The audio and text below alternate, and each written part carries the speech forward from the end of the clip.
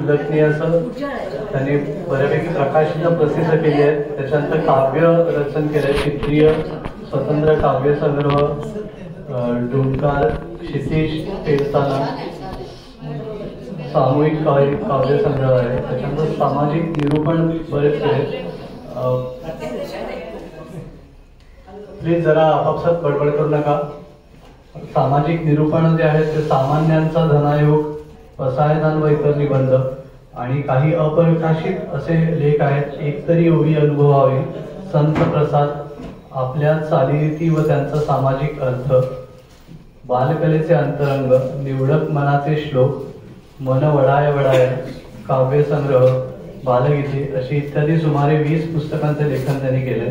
त्यांना बरेच पुरस्कार प्राप्त झाले। त्यातले काही निवडक, खरी दिवाळी यांना कथेला प्रथम पुरस्कार, कायस्थ प्रबोधन, स्वामी विवेकानंद निबंध प्रथम पुरस्कार, मोकाट तिसरे पारितोषिक, अखिल भारतीय चांद्रसेने कायस्थ प्रभू समाजोन्नती परिषद ठाणे येथे लेखन व समाज कार्याचा गौरव करण्यात आला। त्यांचा यशवंतराव प्रतिष्ठानातर्फे मुंबई कर्तबगाव ज्येष्ठ नागरिक याच्याबद्दल त्यांचा सत्कार करण्यात आला। त्याच्यानंतर संपादन कथामाला मासिक आणि दयाचा राजा।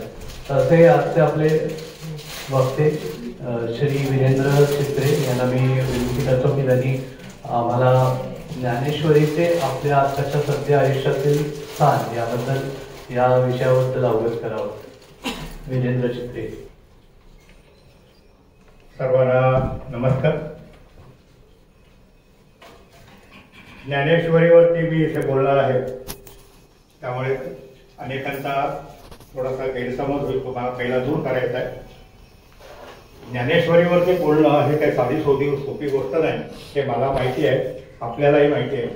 आणि त्याच्यामुळे मी तेवढी ज्ञानेश्वरीचा फार मोठा अभ्यासक, फार मोठा विद्वान वगैरे आहे असं नाही। तुमच्या आमच्या सारखातला एक साधा सामान्य प्रापंचिक माणूस आहे।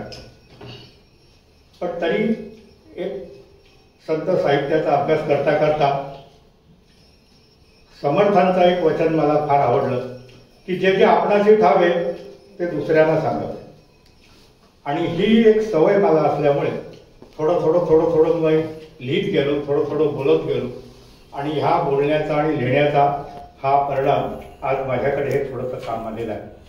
ह्या कामाला सुरुवात करण्यापूर्वी एक थोडंसं मला आपल्याला बांधवांना, ज्ञाती बांधवांना आवडेल अशी एक गोष्ट दाखवायची आहे, म्हणून तो ग्रंथ मी आणला। या ग्रंथाचा माझ्या भाषणाशी काही संबंध नाही, पण थोडासा विषयांतर होतं ते की मी सध्या गेले 5-6 वर्ष समर्थ रामदासांच्या साहित्याचा अभ्यास करतोय। त्यांच्या सज्जनगडच्या सेवा मंडळातर्फे परीक्षा घेतल्या जातात।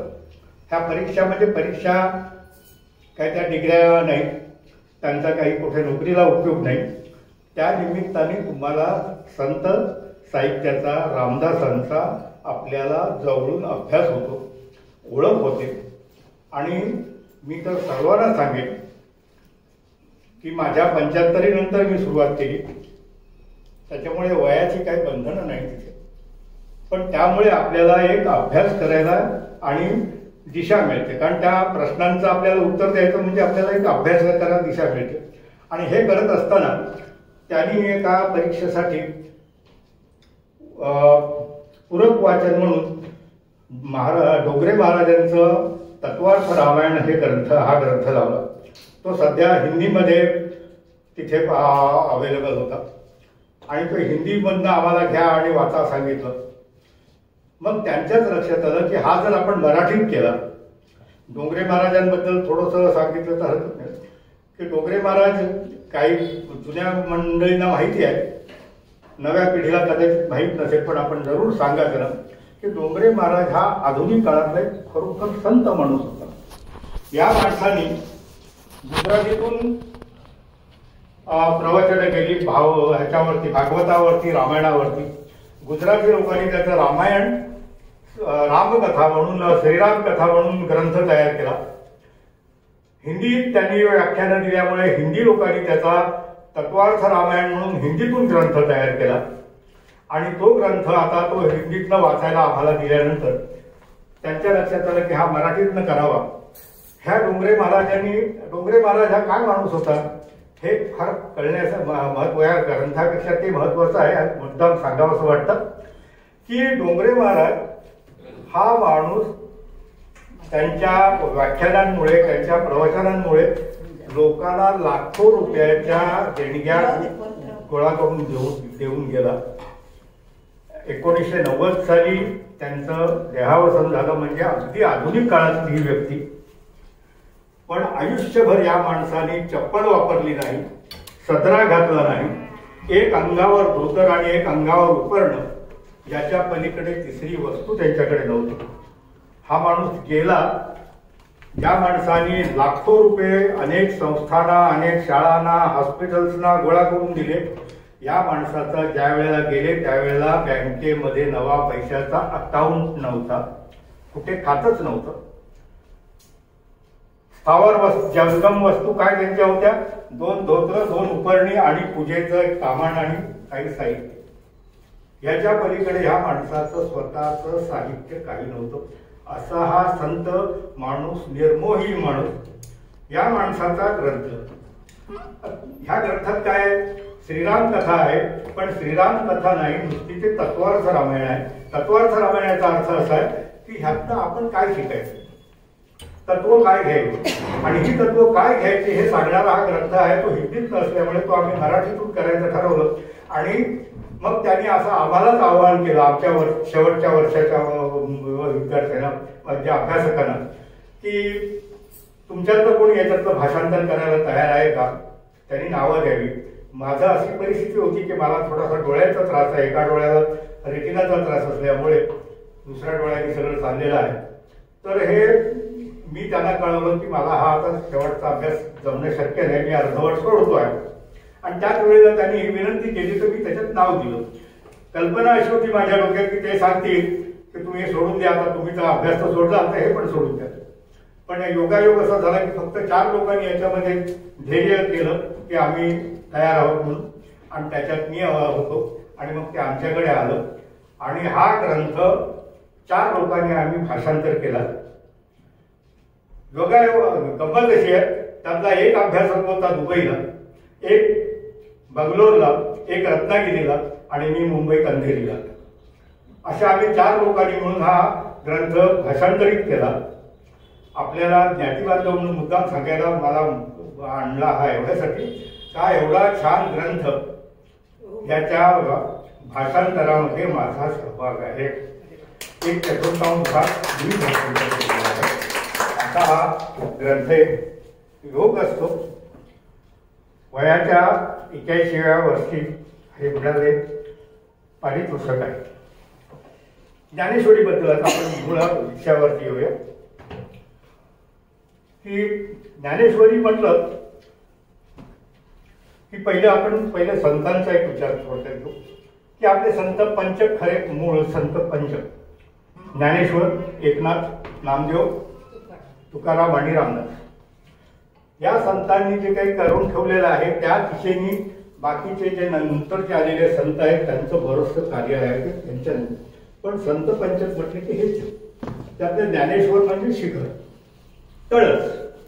आता ज्ञानेश्वरीबद्दल काही आहे म्हणायचं म्हटलं की एक आपली पुष्कळांना विचारलं की ज्ञानेश्वर तुम्ही वाचता, मी त्या भानगडीत पडत नाही. लोकांना वाटतं भानगड, ही भानगड नाही. आपल्या संतांनी जे काही आपल्याला प्रसाद दिलेला आहे ना, हा भानगड नाही. हे ज्ञानेश्वरी कळायला कठीण आहे म्हणून त्याला कृपया कोणी भानगड म्हणू नका. हे मला ज्याला बोलावं असं वाटतं त्यांना मी सांगण्याचा प्रयत्न करतो. हे कठीण आहे, खूप कठीण आहे आणि साधं सुद्धा नाही आहे. एक ह्या व्यासाने महाभारत दिलं, त्याचे 1.25 लाखच्या वरती श्लोक आहेत. त्याच्यामध्ये गीता दिली, त्या गीतेचे 750 श्लोक आहेत. आणि त्या 750 लोकांवरती ज्या वेळेला निरूपण केलं ज्ञानेश्वरांनी, ते 9000 ओव्यांचं केलं. ही काही सोपी गोष्ट नव्हती. पण स्वतः आणि गीता असं म्हटलं जातं की सगळे जे काही आपले वेद आहेत, उपनिषद आहेत, सगळे जे काही प्राचीन आहेत, साहित्य आहे, ह्या साहित्यांचं ते सारांश, त्याचा नवनीत त्याला शब्द तरी वापरलाय की ते सगळं घुसळून आलेलं नवनीत वरचं लोणी ते आहे. असं हे गीता, हे गीतेचं मराठीत आणायचं ह्याचं ज्ञानेश्वरांना स्वतःला फार मोठा त्याच्यावरती हे होत आहे. पण मग ज्ञानेश्वरी तर तुम्ही आम्ही काय घ्यायचं, हे आता एवढं कठीण आहे. आपल्याला विषय असा आहे की ज्ञानेश्वरी तुमचा आमचं काय पहिलं ज्ञानेश्वरीमध्ये हे काय काय आहे ह्याचा आपण ह्याच्या वाटेला जात नाही. आता ज्ञानेश्वरीला का कठीण झाली, आता हे माझा मी काढलेला हा निष्कर्ष आहे. पुष्कळांना तो पटेल न पटेल. ज्ञानेश्वरी ज्या वेळेला लिहिली तोपर्यंत सगळे ग्रंथ हे संस्कृतमध्ये लिहिले जात होते. हे संस्कृतमध्ये लिहिलेले ग्रंथ मराठीतून आणण्याचा निवृत्तीनाथांनी केलेला उपदेश ज्ञानेश्वरांनी हा प्रत्यक्षात आणला. आता त्यावेळेला सगळे जो काही पुरोहित वर्ग जो होता त्यांना एक अधिकार होता, फक्त संस्कृत म्हणजे आमच्याच हातात, दुसरं कोणी बोलायचं नाही. दुसऱ्याच्या ह्या बाकीच्या ज्या काही भाषा होत्या, लोकभाषा होत्या, ह्याच्यात कोणी त्याबद्दल बोलायचं नाही. आणि हे मराठीतून ज्यावेळेला आणायचं ठरलं त्यावेळेला त्यांना किती विरोध झाला असेल याची तुम्ही कल्पना करू शकता. की त्यावेळेला एक जो काही अधिकारशाही होती, धार्मिक अधिकारशाही, त्या धार्मिक अधिकारशाहीच्या विरुद्ध हे केलेलं एक बंड होतं. नुसतं बंड नाही तर त्यांना सांगायचं होतं की तुमच्या संस्कृतपेक्षा आमची भाषा काही खाली नाही, काही कमी नाही, ती तितकीच चांगली आहे, किंबहुना तिच्यापेक्षा थोडीशी वरचीच आहे. असं हे ज्ञानेश्वरांना सिद्ध करून द्यायचं होतं. त्याच्यामुळे त्यांना साधी सुधी भाषा वापरणं शक्य नव्हतं. जी तुकारामांनी वापरली, जी एकनाथांनी वापरली, जी रामदासांनी वापरली, की ती सामान्य माणसांना सहज कळते. आम्हाला पटकन वाचता वाचता कळत जाते. ज्ञानेश्वरी तशी सहजासहजी कळत नाही, कारण त्याच्यात इतका प्रतिभेचा उल्हास आहे, उत्तुंग प्रतिभा आहे, विचार कल्पना त्यांचे एवढ्या प्रचंड आहेत. ह्या सगळ्या गोष्टींचा अभ्यास करणं ते आपल्याला कठीण जातं. म्हणजे तुम्हाला काय, मला काय, सगळ्यांनाच कठीण. कारण मी तुमच्यातलाच आहे, मी काय कोणी मोठा माणूस नाही, मी तुमच्यातलाच आहे, जरासा वाचतो म्हणून. आता हे ज्ञानेश्वरीत कसं आहे, मग शेवटी ज्ञानेश्वरीचं मग कसं असतं माहिती का, आपण शेवटी जरा ऐकतो, तरी श्रवण करतो. या ज्ञानेश्वरी म्हणजे प्रचंड मोठा रत्नांचा सागर आहे. आपण समुद्रावर जातो, जुहूला जातो, काही जण पाण्याच्या पर्यंतच जातात, पाण्यात पण जातात. काही जण थोडंसं जेमतेम घोट्या एवढ्या पाण्यापर्यंत जातात आणि तिथे थांबतात. काही ढोकळा एवढ्या पाण्यात जातात, आत जातात, आणि ज्यांना पोहता येतं ते आणखीन पण जाऊन पोहतात. तर तसाच मी आता थोडासा गोटा भिजण्या एवढं किंवा ढोकर भिजण्या एवढा पाण्यामध्ये गेलेला माणूस आहे आणि बोलतो आहे ह्याच्यात. पण मी एक ठरवलेलं आहे आतापर्यंत की जे मगाशी मी सांगितलं की समर्थांचं जे वचन आहे की जे जे आपणाशी ठावे ते दुसऱ्याशी सांग, हा करण्याचा प्रयत्न मी करतोय. आणि त्याच्याबद्दल मग आपल्याला काय मिळेल त्याच्यामध्ये त्यांनी सुद्धा ज्ञानेश्वरीने पहिली आपल्याला काय मिळेल असं पहिलं झालं, हा नेहमी प्रश्न विचारला जातो. समर्थांनी या बाबतीत बरोबर लक्ष दिले. समर्थान तुम्ही दासबोध वाचला असेल कोणी, पहिलं वाक्य त्याने टाकले, श्री गणेशाय नमः सुद्धा लिहिलेलं नाही. त्यांनी लिहिलंय, श्रोते म्हणती कोण ग्रंथ, काय बोलिले जे श्रवण केल्याने प्राप्त काय. म्हणजे हा ग्रंथ वाचतायचा खरा, पण ह्याच्यात मिळणार काय मला. आमची प्रत्येकाची आजकाल आणि पूर्वी पण हीच परिस्थिती होती. मला काय मिळेल, मला काय मिळेल हे पहिलं कळलं तर मी पुढे, नाही तर नाही काय. तर ग्रंथ हा वाचायचा आहे आपल्याला. ज्ञानेश्वराच्या ग्रंथ म्हणजे काय काय मिळेल, हा प्रचंड रत्नांचा सागर आहे. तुम्हाला काय काय मिळेल तर ज्याची ज्याची ताकद आहे ना तसं मिळत जाईल असं मी म्हणेन. आणि त्याच्यावरती मला गोपीनाथ तळवळकरांचं एक वाक्य आवडलं, म्हणून आज मी हिंमत करून इकडे उभा आहे. एवढी माझी पात्रता आहे असं मी मुळीच मानत नाही की ज्ञानेश्वरीवरती काही व्याख्यान द्यावं. पण गोपीनाथ तळवलकरांनी एका ठिकाणी सांगितलं की ज्याला ज्याला जेवढं मिळतंय, ज्याला ज्याला जेवढं कळतंय तेवढं ज्ञानेश्वरीतलं घ्यावं.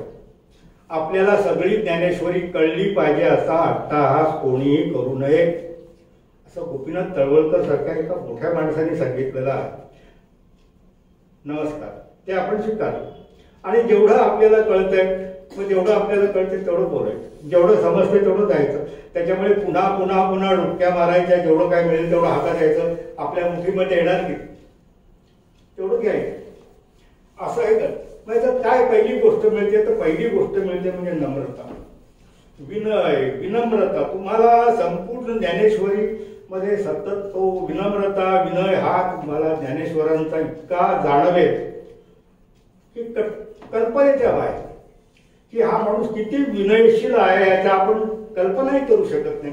हा विनय मिळतो, आत्मविश्वास ही गोष्ट त्याच्यातनं मिळते. त्याच्यातनं आपल्याला विवेकाबद्दल सांगितलं जातं, योग आणि मानसिक एकाग्रता ह्याच्यावरती सांगितलेलं आहे, स्थितप्रज्ञतावरती सांगितलेलं आहे, कर्मत्यागावर सांगितलेलं आहे, विशाल दृष्टी म्हणजे दृष्टिकोन जो आहे तो पसायदानामध्ये आपल्याला शेवटी त्यांनी सांगितलाय, पण तो अधूनमधून अनेक वेळा येतो. विज्ञानाबद्दल सांगितलेलं आहे.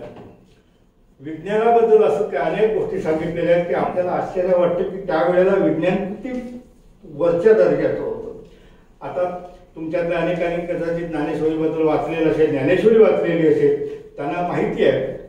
ज्यांनी नाही वाचली असेल त्यांच्यासाठी मी सांगतो की विज्ञानाबद्दलची अशी इतकी मोठमोठी विधानं आहेत की आपण विचारही करू शकत नाही.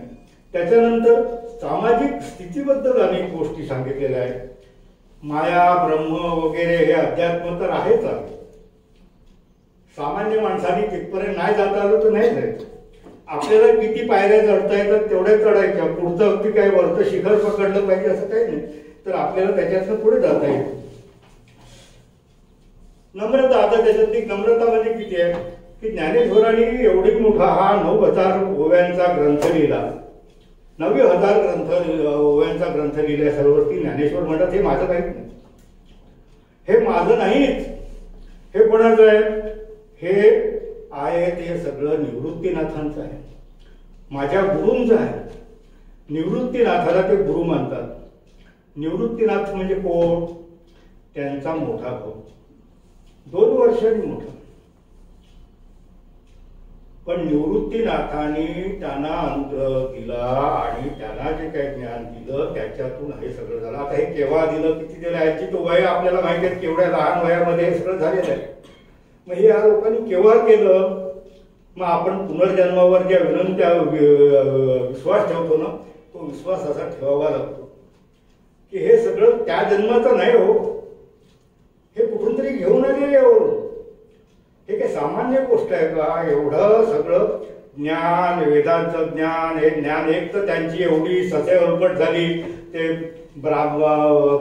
त्यांचे संन्यासाची मुलं म्हणून त्यांचे इथे परवानग्या मिळवा, तिथे मान्यता मिळवा, तिथे मान्यता मिळवा करण्यामध्ये ती काय ससेहोलपट झाली, ही सगळ्यांना आपल्याला माहिती आहे. मग हे असं करताना एवढं ज्ञान या माणसाने मिळवलं कधी, लिहिलं कधी, त्याची भाषा, त्या भाषेचं एवढं उच्च दर्जाची भाषा की आज असंही, आज त्याच्यानंतर आज एवढे 800 वर्ष झाली, पण असा कोणी उभा राहिलाय का की ज्ञानेश्वरापेक्षा चांगलं मी लिहिलंय म्हणून असं सांगू शकणारा एक तरी माणूस आहे का उभा? नाही शकत. पुढे होईल का नाही सांगता येत नाही.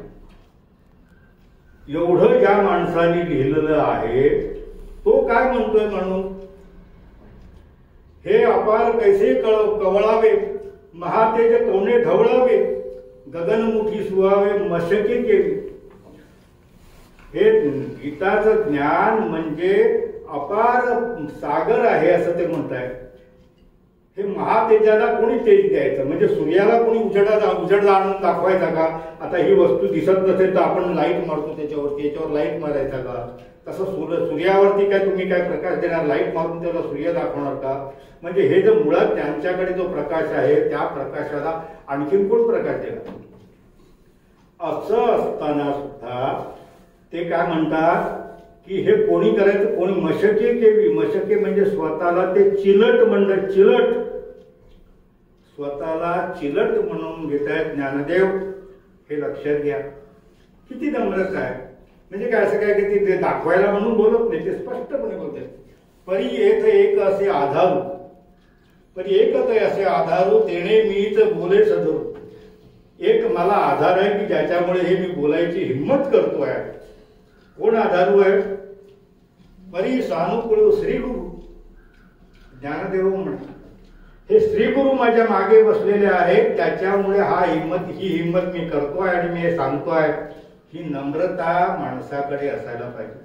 तुमच्या आमच्या जीवनामध्ये जरा तुम्ही लक्षात घ्या, आपल्या समाजामध्ये लक्षात घ्या की जरा असं कोणाला काहीतरी कळतंय वाटलं का त्याला लगेच अशी छाती त्याची बाहेर येते आणि तो काहीतरी वेगळं वागायला लागतो. आपण काहीतरी करतोय असं वाटायला लागतं.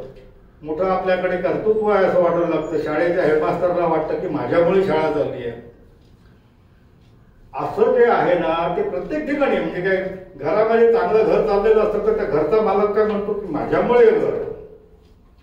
हा अभिमान, हा अहंकार आपल्याकडे, आपल्या माणसांमध्ये लहानापासून मोठ्यांकडे सगळ्यांकडे असतो. हा माणूसच असा आहे ना. माणूस प्राणीच असा आहे की इतर प्राणी बघा त्यांना काही अहंकार फंकार माहिती नसतात, त्यांना बाकी काही माहिती नसतं. जी 1000 वर्षापूर्वी गाय गवत खात होती ती आजही गवत खाते आहे. तुम्ही आम्ही फक्त प्रत्येक जण सुधारू जातोय कारण आपल्याला ही जी काही देवानी शक्ती दिली आहे, विचाराची, बुद्धीची, विचार भावना व्यक्त करण्याची, बोलण्याची, अशा अनेक ज्या काही शक्ती दिलेल्या आहेत ना, या शक्तीमध्ये एक वाईट शक्ती आहे आपल्याकडे, ती अहंकार. हा अहंकार बघा त्यांच्याकडे, ते काय स्वतःला म्हणतात, साई खेळयाचे बाहुले चालविल्या सूत्राचे ने चाले, येथ माझे जी उरले पायीच पण. मी म्हणजे साधा त्या कठपुतलीतला दोऱ्याने चालवणारा बाहुलं आहे. ज्ञानेश्वर एवढी प्रचंड प्रतिभा, आपण त्या प्रतिभेने दिपून जातो. ज्या प्रतिभेने आपल्याला काही कळत नाही आपण म्हणतो, त्या प्रतिभेचा मालक म्हणतोय मी एक साधा सूत्राने चालवणारा बाहुला आहे, कठपुतलीचा बाहुला आहे. आणि माझा हा कठपुतलीची बाहुली कोण आहे धरतोय, तो माझा गुरु चालवतोय. हे सगळं गुरुचं श्रेय आहे. जे काही केलं ते गुरुच आहे. किंबहुना तुमचे केले, किंबहुना तुमचे केले धर्म कीर्तन हे सिद्धीला केले. हे जे काही मी केलेलं आहे त्यांनी शेवटी लिहिलेलं आहे ज्ञानेश्वरीच्या शेवटच्या भागामध्ये, की हे जे काही धर्म कीर्तन मी जे काही केलं एवढं 9000 ओव्यांचं, हे कीर्तन तुमचं आहे. मी फक्त काय केलं, इथं माझे उरले पाईकपण. मी पाईक, तुमचा सेवक, हे सेवकाचा आहे. म्हणजे डोक्यावरती भार घेऊन आलो, फक्त तुम्ही ठेवा म्हटलं तर ठेवला. याच्या पलीकडे मी काही केलं नाही असं ज्ञानेश्वर नम्रपणे म्हणतायत शेवटपर्यंत. आणि हे एका ठिकाणी म्हणत नाही, हे प्रत्येक ठिकाणी अनेक वेळेला तुम्हाला ज्ञानेश्वरी वाचता वाचता सापडेल. की त्यांनी ज्ञानेश्वरामध्ये प्रत्येक अध्यायाची सुरुवात करताना पहिलं त्या गुरूंबद्दल एवढं सांगितलेलं आहे की आपण म्हणजे थक्कच होऊन जातो. माणूस काय किती नम्र होऊ शकतो. तर ही नम्रता आपल्याला ह्याच्यात मिळेल. याला की आता स्तुती, आता तो काय म्हणतात शेवटी, याला ती आता आता स्तुती सांडून निवांत. आता किती वेळा स्तुती करू, ह्याच्यापेक्षा काय करू, चरणी ठेवीचे माथा हेची भले. तुमची स्तुती करून करून आता मी थकलो. आता फक्त आता एकच करू शकतोय की तुमच्या पायावरती डोकं ठेवतो, म्हणजे माझी शांतता होईल. ते किती श्रेय देत आहेत. ही संस्कृतीला, संस्कृताची गहिने, हे सगळं संस्कृत मधलं जे काही ज्ञान आहे, सगळं वेद आहेत, उपनिषद आहेत, सगळे ही गहनं म्हणजे जंगलं आहेत.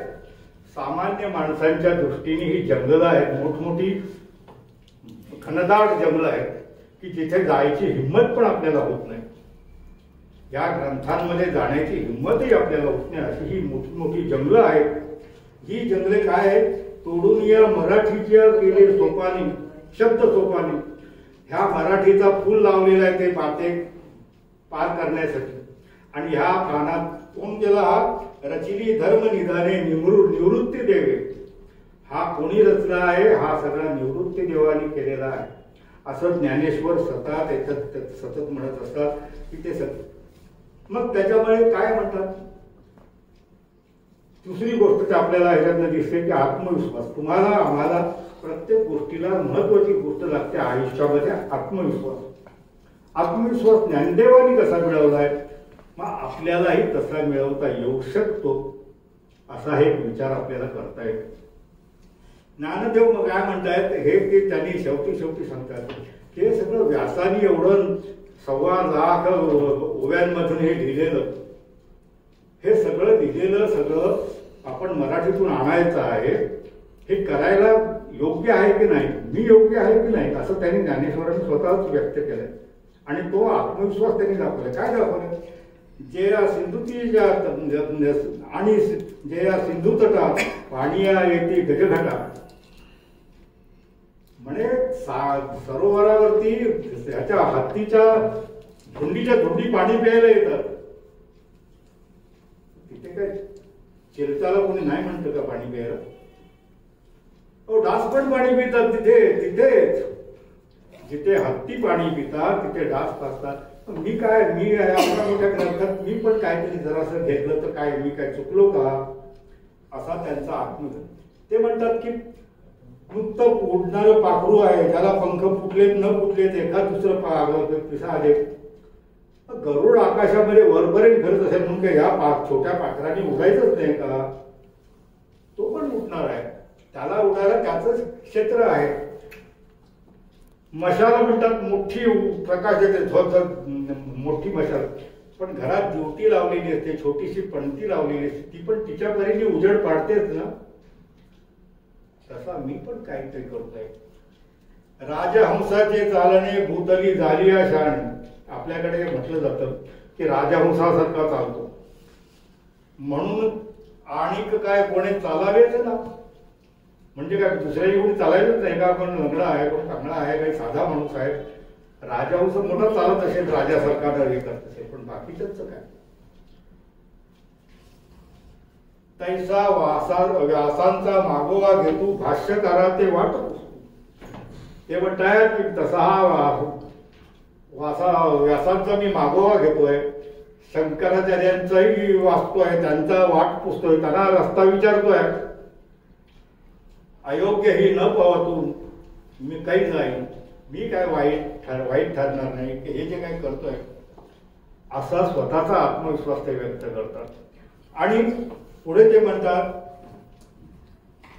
मी जे भाषेत सांगणार आहे ते अशा भाषेत सांगणार आहे की चकोर ज्या वेळेला म्हणेल चांदणं पडल्यावरती चांदणं हळूच नाजूकपणे टिपतं, तसं नाजूकपणे तुम्ही टिपा असं माझे शब्द नाजूक शब्द आहेत. असं काय आत्मविश्वास आहे म्हणतात की माझे शब्द असे आहेत की ते तुम्ही वाचा असं ते म्हणत नाहीत, असे हळूच घ्या, नाजूकपणे घ्या. कारण त्याला ते नाजूकपणे घे, जसं चकोर तसं चांदणं घेत आहेत, स्वीकारतायत. माझे शब्द कसे आहेत त्यांनी सांगितलंय की माझे शब्द मी असे सांगेन ते डोळ्यांना वाटेल की हे माझ्यासाठीच लिहिलेलं आहे, डोळ्यांना वाटेल माझ्यासाठीच लिहिलेलं आहे, पण त्या शब्दांना असा सुगंध येईल की नाकाला वाटेल हे माझ्यासाठी लिहिलंय. त्यांना असं काही चव आहे, शब्दांना चव आहे. बघा काय शब्द वापरतात, कल्पना करतात की जिभेला वाटेल हे माझ्यासाठीच आहे.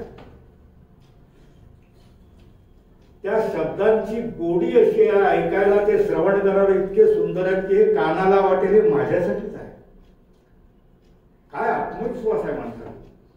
तुम्ही आम्ही एखादं काम करतो त्यावेळेला हे इतरांना आवडेल, इतरांना ते पसंत पडेल की नाही याची आपल्याला एक भीती असते. हा भीतीचा भाग त्यांच्यात नाहीये, त्यांच्यात असा आत्मविश्वास आहे. त्या आत्मविश्वासाने ते सांगतायत की हे या सगळ्या इंद्रियांमध्ये भांडणं होतील, म्हणतील भांडणं. काय बघा कल्पना करतात ते की इंद्रियांमध्ये भांडणं होतील की हे ज्ञानेश्वरी लिहिले की माझ्यासाठी लिहिली आहे, असं इंद्रिय भांडतील असं ज्ञानेश्वर सांगतात.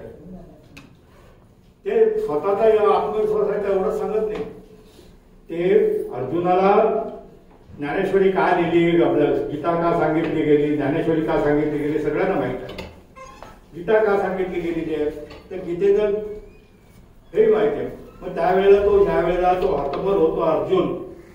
त्या हतबल झालेल्या अर्जुनाला श्रीकृष्ण आश्वासन देतो की तू, त्याला शब्द वापरले त्यांनी, अरे तू शूरवृत्तीचा ठाव, क्षत्रिया माझी राव. अरे तू साधा सुद्धा माणूस नाही, तू शूरवृत्तीचा असा काही गाजलेला वीर आहे, क्षत्रियांमधला श्रेष्ठ श्रेष्ठ क्षत्रिय आहे. म्हणून तुझी या लाठेपणाचा लाव, तुझ्या शूरपणाचा ही कीर्ती आहे जगभर पसरलेली आहे. तू कसला घाबरतोस, तू कसला हे करतोस. त्याला अशी हा आत्मविश्वास श्रीकृष्ण त्याला देतोय. हा ज्ञानेश्वरांच्या भाषेमध्ये फार वेगळ्या पद्धतीने सांगायचा जातो. ते शेवटी त्याला समजावून सांगतात, अरे शरीर जात अवघे नाशवंत स्वभाव आहे. हे जे जे काही जन्माला आलेलं आहे ते मरणार आहे, जाणारच आहे. तू आता नाही लढलास तर ते मरणारच आहे. तुझ्या समोर जे आहेत ना, हे तू मारले नाहीस तर मरणारच आहेत. ते काय जगणारे नाहीत, त्यांना काही अमरपट्टा घेऊन आलेले कोणी नाही, ते पण मरणारच आहेत. मग ते जर मरणारच आहेत, मग तू कशासाठी घाबरतोय. असं हे सांगणारे ज्ञानेश्वर आपल्याला अनेक गोष्टी सांगतात. आणखीन वेगळा विचार ते सांगतात की परित्राणाय साधूनाम विनाशाय दुष्कृता. हा श्लोक गीतेचा अनेकांनी ऐकलेला आहे. त्याच्यावरती तो कशासाठी आहे की ज्या ज्या वेळेला जगामध्ये काही वाईट घडतंय, अधर्म होतोय, त्यावेळेला परमेश्वर अवतार घेतो आणि दुष्टांचा नाश करतो असं गीता सांगते. ज्ञानेश्वर तसं सांगत नाही. ज्ञानेश्वरांचा स्वतःचा आत्मविश्वास फार वेगळा आहे आणि ते वेगळ्या पद्धतीने सांगतात. ते काय म्हणतात, हे कशामुळे घडतंय, हे आपलं का वाटतंय, यांचं अज्ञान आहे. हा जो अहंकार आहे, हे जे काही भांडतं आहेत, हे सगळं अज्ञान आहे. या अज्ञानावरती काय आहे, हा अविवेक आहे. ते म्हणतात, मी अविवेकाची काजळी फेडून विवेक दीप लाव. विवेकाचा दीप लावीन, इकडे या विवेकाचा दीप लावीन आणि योगी आहे दिवाळी निरंतर. मग मला सगळं असं शांत वाटेल. सगळे हे विवेक झाला, सगळीकडे विवेक जर पसरला तर कोण कशाला भांडेल, कोण कशाचं राज्य मागेल, कोण कशासाठी दुसऱ्याचा जीव घेईल. तर ही दिवाळी, ही योग्याची दिवाळी आहे, ती कशी आहे, एक दोन दिवसाची नाही आहे, निरंतर राहील म्हणतात. हा आत्मविश्वास ते व्यक्त करायला. हा अहंकार आहे, अज्ञान, हा चुकीचा अर्थ की दुष्ट प्रवृत्ती, द्वेष, हे सगळं नष्ट करण्याची मी प्रयत्न करीन असते म्हणतात. त्यांनी पसायदानामध्ये काय मागितलेलं आहे, खळाची व्यंकटी सांगू. जे वाईट लोक आहेत त्यांचा नाश हो असं ते म्हणत नाही. त्यांची जी काही विचाराची पद्धती आहे ती जावं. त्यांना जे काही वाईट विचार येतात, त्यांच्या वाईट कल्पना आहेत, त्यांचा जो वाईट अहंकार आहे, हा नाहीसा हो असे ते विचार करतात. त्याच्यानंतर ते शब्दांचा आणखीन आत्मविश्वास सांगतात. हे शब्द कसे आहेत म्हणतात, जैसे बिंब जरी गचके एवढे. बिंब म्हणजे प्रतिबिंबात जर सूर्य आहे, सूर्य हा काय दिसायला एवढासा दिसतो, आपल्याला काय लहानसा वाटतं, तसं एवढा एवढा दिसतो आकाशामध्ये. नंतर परी प्रकाशात त्रैलोक्य थोपडे. त्याला प्रकाशासाठी त्याला त्रैलोक्य सुद्धा कमी पडते. शब्दांची व्याप्ती तेणे पाडे अनुभवावी. हे जे माझे शब्द आहेत ते असेच आहेत की त्याचा जे दिसायला शब्द म्हणून चार शब्द दिसत असतील, त्याचा अर्थ किती आहे, त्याची व्याप्ती किती आहे ती अनुभवावी. नामदेवांनी म्हटलेलं आहे, एकतरी ओवी अनुभवावी. वाचावी नाही, अनुभवावी. याचा अर्थ आपण चिंतन करा, विचार करा की हा काय याचा अर्थ, कुठपर्यंत अर्थ आहे, कुठपर्यंत जातो, खोल खोल खोल खोल कुठपर्यंत पोहोचतोय, हा विचार करायचा आहे. असं त्यांनी म्हटलेलं आहे की मग त्यांनी आत्म्याबद्दलच्या गोष्टी सांगितलेल्या आहेत. अनेक गोष्टींचा त्यांनी त्या ज्ञानेश्वरीवरती विचार केला आहे. तुम्हाला आम्हाला सांगण्यासाठी पहिली गोष्ट त्यांनी सांगितली की हे सगळं जे जग आहे ना हे नाशवंत आहे. जगात अशी कुठलीही गोष्ट नाही की जी कायम आयुष्य टिकणार आहे. कुठल्याही गोष्टीला अमरपट्टा नाही. जी जी जन्माला येते ती नाहीशी होते, नाशवंत होते. मग असं असताना आपण मात्र काय असतो की आपण मी केलं, अमकं केलं, माझ्यामुळे झालं, मी घर बांधलं, मी कार घेतली, मी डबको केलं, मी तमकं केलं, माझं ऑफिस मी चालवतो, माझं मी घर चालवतो, मी अमकं, हा असतो. हा शेवटी आपला एक थोडासा अहंकार असतो. पण शेवटी एका माणसाने ते म्हणतात लक्षात ठेवायला पाहिजे की हा आत्मा आहे, हा त्यातलं जे चैतन्य आहे, या चैतन्याबद्दल बघा ते फार छान सांगतात. ह्या जगामध्ये प्रत्येक गोष्टीत आज तुमचं विज्ञान म्हणतं की ह्या कठीण ह्याच्यामध्ये सुद्धा इलेक्ट्रॉन्स आहेत, ते फिरतायत, आतमध्ये जिवंत आहेत. त्यांच्या काळामध्ये हे काही गोष्टी नव्हत्या, पण त्यांनी चैतन्याबद्दल सांगताना म्हटलेलं आहे की चैतन्य जे गगनाहुनी जुने परमाणुहुनी सानी, की तो चैतन्य जे आहे या जगामध्ये जे चाललेलं आहे, हा जो विश्व आहे, आपण त्याला परमात्मा म्हणा, त्याला परमेश्वर म्हणा, त्याला चैतन्य म्हणा, की आणखीन काय म्हणा, पण हे चैतन्य आहे जगामध्ये म्हणून हे जग चाललेलं आहे. हे चैतन्य माझ्या शरीरात आहे म्हणून मी उभा आहे. हे चैतन्य माझ्यातलं गेलं तिथे काय राहणार? फक्त कलेवर, शून्य. ना शब्द बोलू शकणार, ना हलू शकणार, ना काही करू शकणार नाही, काही नाही.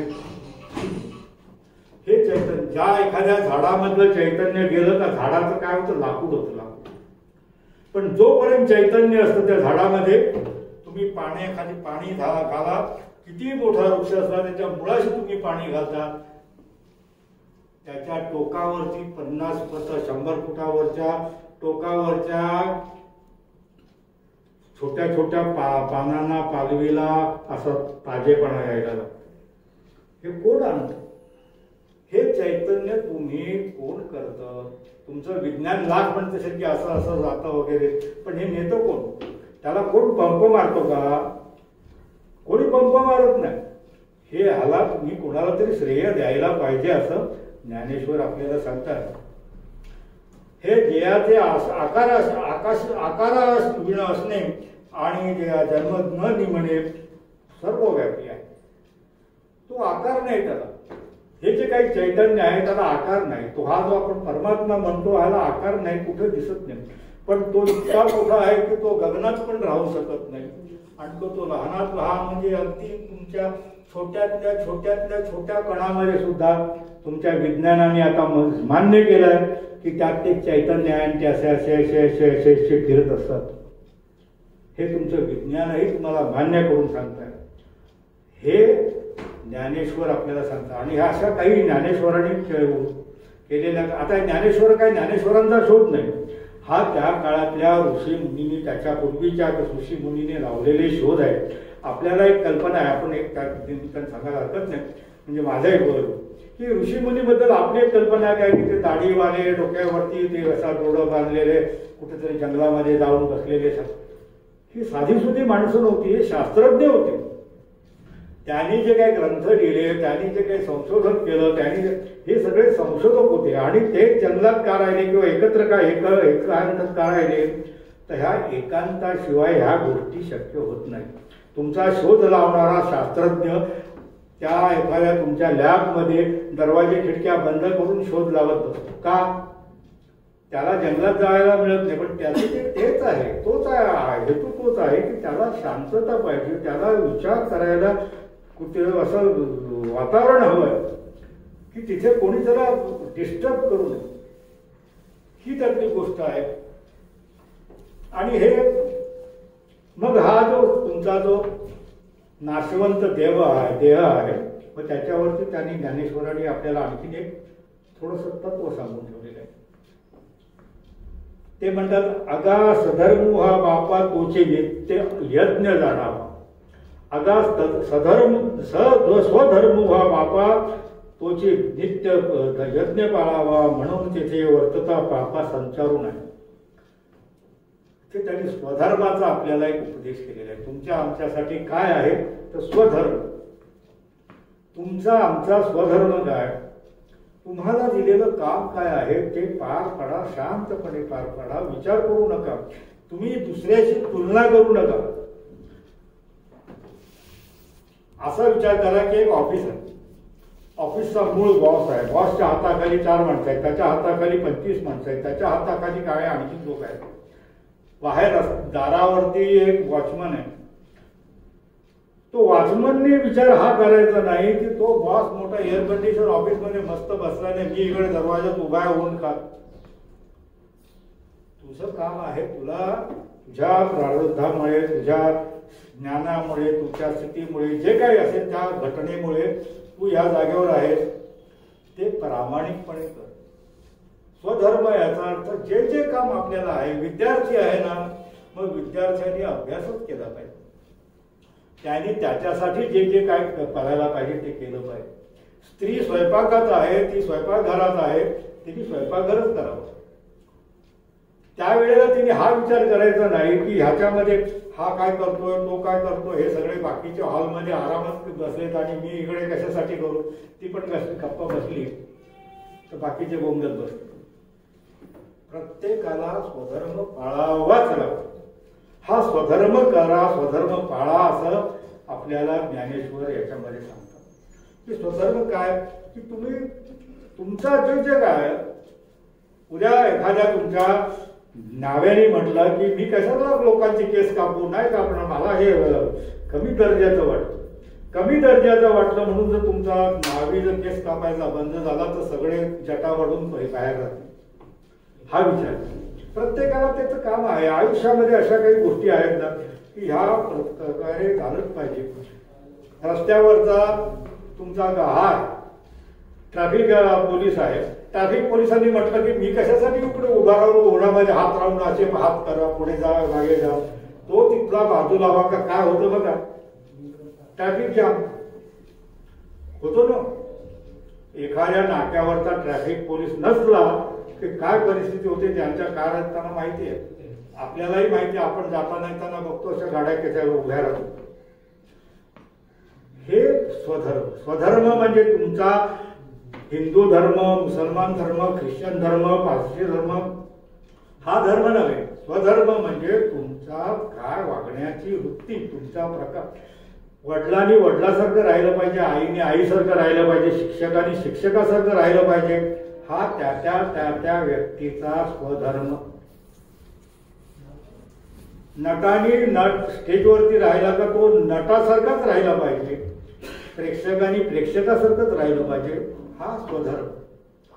स्वधर्म याचा अर्थ तुम्ही ज्या स्थितीत आहात त्या स्थितीत ठेविले अनंते तैसेची राहावे जे संत म्हणतात ते ह्याच्यासाठी. कोणी दुसऱ्याच्या ह्याच्यामध्ये गडबड करायची नाही, त्याच्यामध्ये हस्तक्षेप करायचा नाही. तो त्याचं श्रेय आहे, ते त्याचं श्रेय आहे, तो त्याचं काम आहे, हे आपलं काम आहे, प्रत्येकाचं काम आहे. जर उद्या एखादा विद्यार्थी जर शिक्षकाला काही अकरा शिकवत बसला सारखा तर सगळं वर्गाचं तुमच्या बघत तुटून जातं, सगळं वातावरण बदलून जातं. त्यावेळेला त्याला किती हुशारी असते त्यांनी जवळ ठेवली पाहिजे, त्यांनी ऐकलं पाहिजे, ऐकून घेतलं पाहिजे. त्याला जर पाहिजे असेल काही शंका असतील त्यानंतर विचारल्या पाहिजे. हा स्वधर्म प्रत्येकाला कळला पाहिजे. हा याच्यात आहे. आणि मग हे एक तर असं झालं की त्यांनी थोडंसं किती बोलायचं आहे सांगा मला, म्हणजे मी आपलं बोलत राहील येतो. हा तर त्यांनी काही गोष्टी आपल्याला सांगितलेल्या आहेत. थोड्याशा आपल्याला गरजेच्या गोष्टी फक्त मी सांगतो, कारण तुम्ही सगळेजण मी तुमच्या बरोबर जवळ आलेला बरोबर आले 9:30 वाजल्यापासून सगळेजण इकडे आहात. की त्यांनी योग्यांचं एक सांगितलेलं आहे. मी सगळ्या ज्ञानेश्वरीबद्दल बोलणं शक्यच नाही आहे. आपल्याला थोडंसं आपल्या पुरतं मी मगाशीच सांगितलं की आपल्या मुठीत राहील तेवढं आपण घ्यायचं. आपल्या मुठीत राहील आपण पुन्हा फार पसा घ्यायचा, तो त्याच्यात राहील ते जास्ती घ्यायचं, एवढंच आहे. योग्याबद्दल त्यांनी सांगितलेलं. मग योग्यांचे प्रकार त्यांनी सांगितले. एक ज्ञानयोगी, जो ज्ञानासाठी काम करतो तो ज्ञानयोगी. मग शास्त्रज्ञ असो, काही लेखक असो, काही आणखीन काय असो, जो ज्ञानाची लालसा ठेवतो तो ज्ञानयोग. थोडक्यात आपण म्हणतो भक्तियोग. भक्तियोगी म्हणजे जो देवाचीच आहे, त्याच्या देवाच्या भक्तीमध्ये लागलेला आहे, तो भक्तियोग.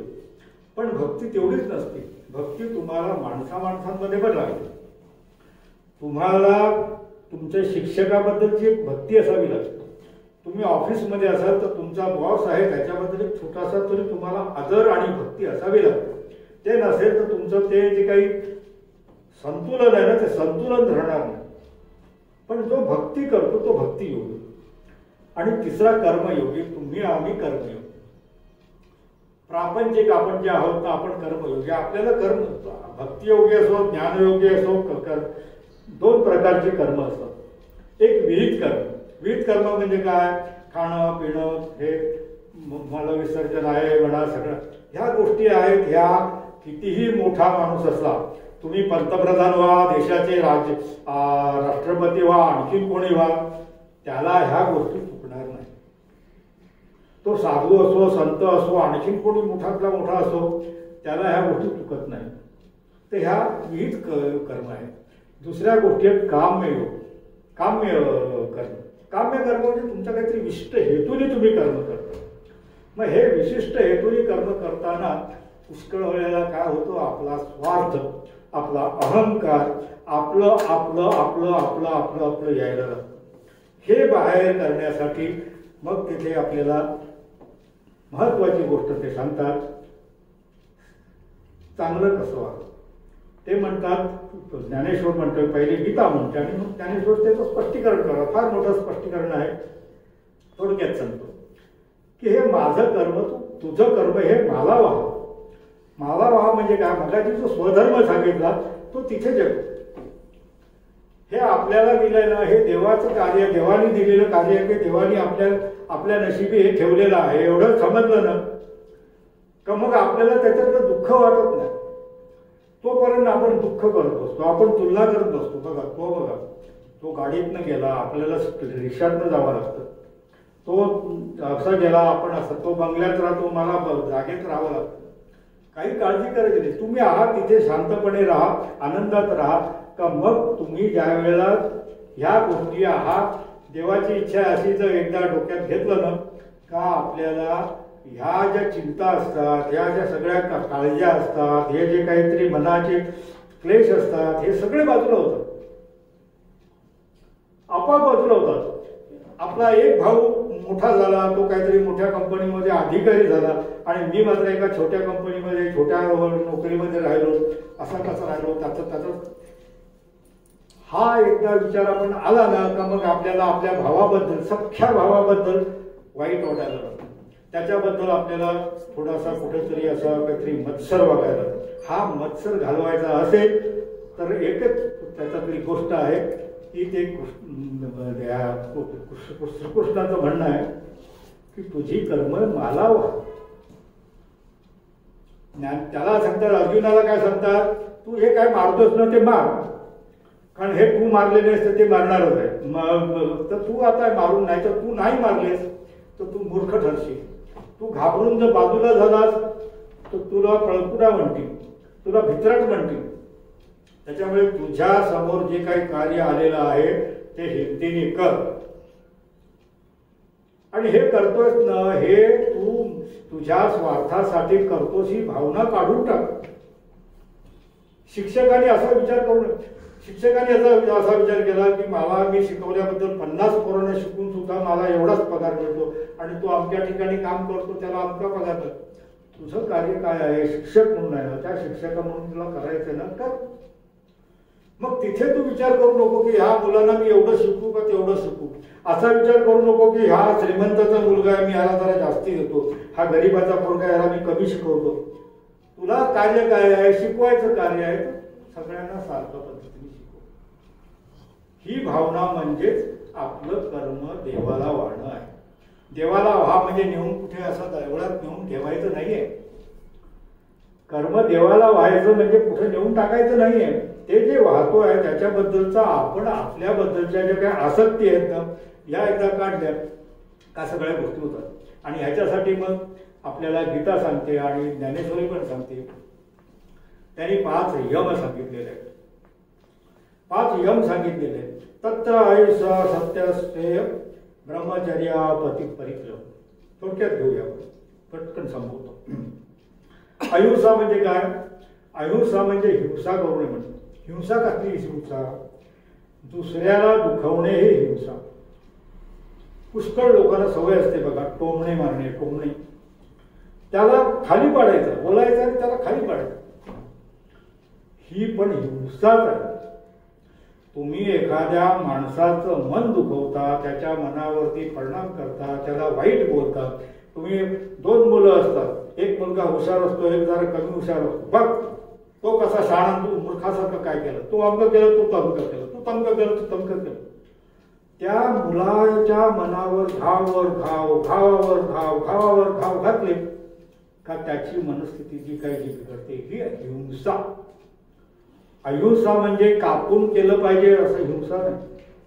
मग तसं कापायचं असेल तर आपली भाजी कापणं पण हिंसाच झाली. मग ती करायची का नाही करायची? हिंसा ही कुठे करायची आणि कुठे नाही करायची हा पहिला महत्वाचा भाग आहे. पण हिंसा म्हणजे फक्त माणसं मारणं किंवा शरीर कोणाचं जिवंत शरीर मारणं नाही, तर त्याचं जिवंत मन मारणं, मनावर हिंसा करणं हे सगळ्यात महत्वाची गोष्ट आहे. इतरांना पीडा, हिंसेचा स्पष्ट अर्थ घ्यायचा, इतरांना पीडा देणे ही हिंसा. दुसरा आहे सत्य बोलणे. सत्य ही सत्याची कास धरली. काय आहे, सत्यासाठी तुम्हाला पुन्हा पुन्हा काही सांगावं लागत नाही. असत्य असेल ना, मग तुम्ही काय करता, एकाला एक सांगता, त्याला दुसरीकडे गेल्यावरती काहीतरी वेगळंच आठवतं, मग त्याला वेगळं सांगतो. म्हणजे त्याच गोष्टीबद्दल तुम्हाला 10 ठिकाणी 10 गोष्टी सांगाव्या लागतात. असत्यासाठी तुम्हाला अनेक वेळेला वेगवेगळी विधानं करावी लागतात. सत्यासाठी विधान करावं लागत नाही, का सत्य एकच असतं. म्हणजे जे घडलं ते सांगायचं जर असेल तर ते तेच राहतं. म्हणून सत्याची कासधर असं ते म्हणतात. अस्तेय म्हणजे मोह. हा सगळ्यात आपल्या आयुष्यातला सगळ्यात महत्वाचा भाग म्हणजे मोह. आज आपल्याला हेच झालेलं आहे, मोह. प्रत्येक गोष्टीत आपला मोह वाढत वाढत वाढत जातो. जसे आपली कमाई वाढते, आपला मोह वाढत जातो. मग आपल्याला अमुक लागतं, अमुक व्हायचंय, अमुक करायचं. जी माणसं जी चाळीत राहत होती ती ब्लॉकमध्ये गेली. ब्लॉकमध्ये गेल्यावरती त्यांना वाटायला लागतं की 3 रूमचा ब्लॉक पाहिजे, मग 3 रूमचा फ्लॅट. तिथे गेल्यावरती मग आणखीन काहीतरी वाटतं, मग टॉवरमध्ये जावं असं वाटतं, गाडी घ्यावी. संपतच नाही. मोहाला कुठं एंड नाही. हा कंट्रोल करणं हे सगळ्यात महत्वाचं आहे. तर आपला मोह, आपण काय आपले बघा, आपण हे सगळे जे मॉल चालले ते कोणाच्या जीवावर झाले? तुमच्या आमच्या मोहाच्या जीवावर झाले. कारण काय, तिथे 2 शर्ट घेतले का 1 शर्ट फ्री, 2 वस्तू घेतल्या का 1 गोष्ट फ्री म्हणून घेतो आपण. घरात येतो, आपल्या घरातली कपाटं भरतो, पण आपला मोह संपत नाही. हा गीतेतला दुसरा भाग. तिसरा भाग. चौथा भाग आहे ब्रह्मचर्य. ब्रह्मचर्य म्हणजे काय? ब्रह्मचर्य म्हणजे संन्यास नाही, जाऊन जंगलात राहणं नाही. तुम्हाला आम्हाला ब्रह्मचर्य पाळता येतं हे आपल्याला माहीतच नसतं. ब्रह्मचर्य म्हणजे शुद्ध वृत्ती. तुमची वृत्ती, मनोवृत्ती जी आहे शुद्ध असली पाहिजे. उगाच कोणाच्या बद्दल वाईट प्रवृत्ती विचार करत बसणं हे सगळ्यात वाईट प्रकार आपल्या मनामध्ये कायम असतो. हा एकदा काढायला सुरुवात आपण केली ना, दुसऱ्याबद्दल वाईट चिंतायचं, मग आपल्या सख्या भावाबद्दल पण असं वाटतं, मग बहिणीबद्दल पण वाटतं. आज आमच्या सिरियल बघा, आपल्या एका तरी सिरियलमध्ये चांगलं दाखवतात का? त्याच्यात भाऊ वाईट, बहीण वाईट, आत्या वाईट, मावशी वाईट, कोण ना कोण काहीतरी कारस्थान, सतत कारस्थान, सतत वाईट वृत्ती. तुमच्या आमच्या डोक्यावरती ही सतत वाईट प्रवृत्ती घुसवलेली आहे. इथे ब्रह्मचर्याची आपल्याला खरी गरज आहे की हे सगळं चुकीचं आहे, हे वाईट आहे, हे काढलं पाहिजे. हे चुकीचं आहे, आपली करमणूक म्हणून आपण पाहणं हे सुद्धा आपलं चुकीचं ठरत आहे, अशी परिस्थिती आहे. आणि तिसरी गोष्ट आहे अपरिग्रह म्हणजे संचय. आपली श्रीमंती वाढवणं, आपल्या जमा करणं, जवळ करणं, गोष्टी जसं जमा करणं, हा जो संचय आहे, या संचयातून मग काय होतं? लबाड्या सुरू होतात. भ्रष्टाचार सुरू होतो, पैसा सुरू होतो, मग आमच्या न्यायाधीशाकडे सुद्धा कोट्यावधी रुपये सापडतात. हा जो प्रकार आहे हा आपल्याला, म्हणून ते म्हणतात या गोष्टीवरती आपल्याला आवर घेतला पाहिजे. आणि मग ते असं सांगतात की या अशासाठी जो रसनेंद्रिय अंकला तो त्या निद्रेशी जीवे विकला तो नाही येथे म्हटला अधिकारी. ज्याला रसनेंद्रिय म्हणजे ही सगळी इंद्रियांची आवडी आहेत, त्या आपल्या वासना सतत काही ना काही खाण्याच्या म्हणा, शर्टाच्या कपड्याच्या म्हणा, वस्तूंच्या म्हणा, घराच्या म्हणा, गाडीच्या म्हणा, प्रत्येक गोष्टीच्या वासना, याला काही मर्यादाच नाही. यांना जो अडकला त्याच्यामध्ये तो जो निद्रेशी म्हणजे जो आळस करतोय, प्रत्येक गोष्टीत आळस करतो, तो नाही म्हटला इथला अधिकारी आहे. तो आपल्या आयुष्यातला कुठे यशस्वी होणार नाही असं म्हणतो. पण म्हणून ते काय म्हणतात तरी उत्तरही देतात. म्हणून अतिशयची विषय सेवा किंवा पैसा बोलू न व्हावा किंवा सर्व निरोधी, म्हणजे म्हणून अजिबात हे करायचंच नाही का, तसं पण करू नका म्हणतात.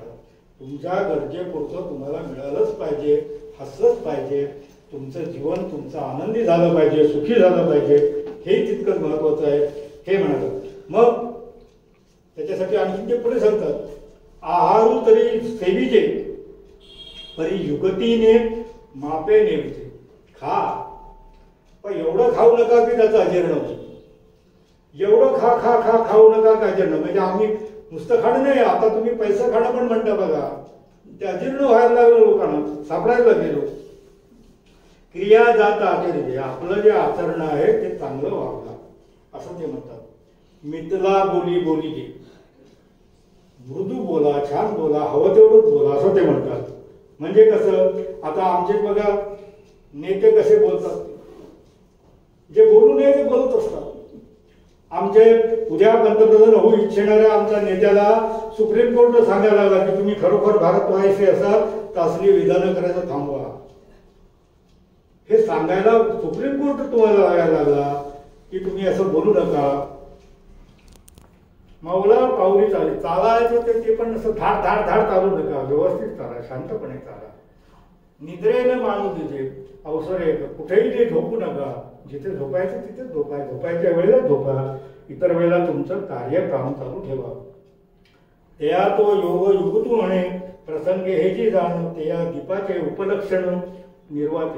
असं ज्या वेळेला तुम्ही जगाल, असं ज्या वेळेला शांतपणे जगाल, चांगल्यापणे जगाल, तर ते कसं म्हणतात की निर्वात नसताना, निर्वात असताना म्हणजे जिथे वारा नाही, काय नाही, तिथे दिव्याची ज्योत कशी शांत जळत असते, हलत नाही.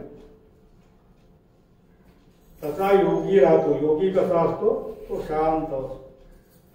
तसे माणसाने तुम्हाला आम्हाला सुद्धा मनाचं जर शांतता मिळवायची असेल तर ही अशी पथ्य जर पाळली तर आपल्याला ही आपल्या ह्या सारख्या वासना, सारखी अडचण, सारखं मनातल्या भावना, सारख्या मत्सर, द्वेष, या सगळ्या गोष्टी काढल्या तर शांतपणे जगता येईल असं ज्ञानेश्वरी खूप काय सांगून जाते.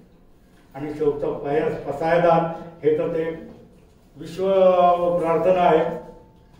या विश्व प्रार्थनेचं म्हणजे काय, काही सगळं जगच एकत्र. माझे मित्राचे मला म्हणाले असं कुठे होणार आहे का, उगाच आपलं काहीतरी ज्ञानेश्वर म्हणून. अरे ज्ञानेश्वर काय उगाच काहीतरी म्हणत नाही, हे स्वप्न आहे. स्वप्न पाहायचं ते तुम्ही आम्ही स्वप्न पाहतो, आम्हाला काहीतरी चांगलं घर मिळावं, चांगली नोकरी मिळावी, चांगलं ढंक मिळावं. ज्ञानेश्वर काय स्वप्न पाहतात, अख्खं विश्व शांत व्हावं, चांगलं व्हावं, सगळे तिथे सगळ्या फळांची व्यंकटी सांगतो. जे वाईट लोक आहेत त्यांच्या वाईट प्रवृत्ती नाहीशा हो, असं जग निर्माण हो, असं ते स्वप्न पाहतात. हे विश्वस्वप्न आहे, ही साधीसुधी गोष्ट नाही. असा ज्ञानेश्वरांचा ज्ञानेश्वरी आहे. आपण जरूर वाचण्याचा प्रयत्न करा. मी तर आपल्याला सगळ्यांना विनंती करेन की नुसतं वाचू नका, असं घ्या पुस्तकी ग्रंथ घ्या की तो सार्थ म्हणजे अर्थासकट असेल. कारण आपल्याला सगळ्यांचा अर्थ लागत नाही. चांगल्या लोकांनी केलेला, आता यांचा मामासाहेब दांडेकरांची मार्केटमध्ये मिळत नाही, पण साखरे महाराजांची मिळते. चांगला अर्थ सांगितलेला आहे. तर असा चांगला अर्थ सांगितलेला ग्रंथ आपण जरूर वाचण्याचा प्रयत्न करा. तुम्हाला चांगली भाषा वाचण्याचा आनंद मिळेल, चांगले विचार वाचण्याचा आनंद मिळेल, चांगले शब्द वाचण्याचा आनंद मिळेल, अनेक गोष्टींचा. आणि चांगले विचार सगळ्यात महत्त्वाचे की आपल्याला ऐकायला वाचायला मिळतील. त्याच्यात पुण्य लागेल किती पाप लागेल कधी हा विचार करू नका. त्याच्यासाठी हे नाही करायचं. आपल्याला शांतता, आपल्या मनाचं समाधान, ती खरी मुक्ती. मुक्ती म्हणजे काय? ती मुक्ती. मोक्ष म्हणजे काय? तो मोक्ष. तो आपल्या आयुष्यात आपल्याला मिळावा हेच आपल्याला पाहिजे असेल तर हे संतांचं जे काही आपल्याला देणं आहे ना, हे देणं जरूर वाचा. ते जाडे जुडे ग्रंथ याच्या भानगडीत मी पडत नाही असं म्हणू नका. एवढीच मी मला सर्वांना विनंती करीन आणि माझं मी थोडक्यात बोलण्याचं संपवतो. मला लक्षात येते की तुम्ही सगळे थकलेले आहात आणि वेळ भरपूर झालेला आहे. आपण इथे थांबूया. मी आमच्या विश्वस्त सुद्धा भागवतांना विनंती करेन की त्यांनी पुष्पगुच्छ आणि एक मोमेंटो देऊन त्यांचं स्वागत करावं श्री साहेबांचं.